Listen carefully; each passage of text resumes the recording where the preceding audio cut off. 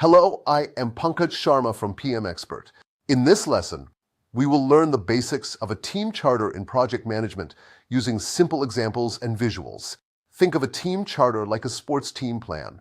Before the game starts, everyone must know their position and the goal.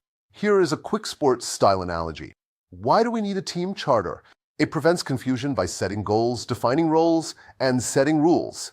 A good team charter has 5 parts: mission, roles and responsibilities, communication rules, decision-making, and conflict resolution. First, the mission explains the purpose of the project. For example, build a new playground by summertime. Second, roles and responsibilities list who does what.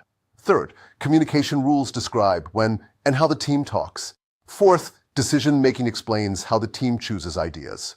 Fifth, conflict resolution is the plan for handling disagreements. How do you make one? The whole team writes it together. Step 1, gather the team.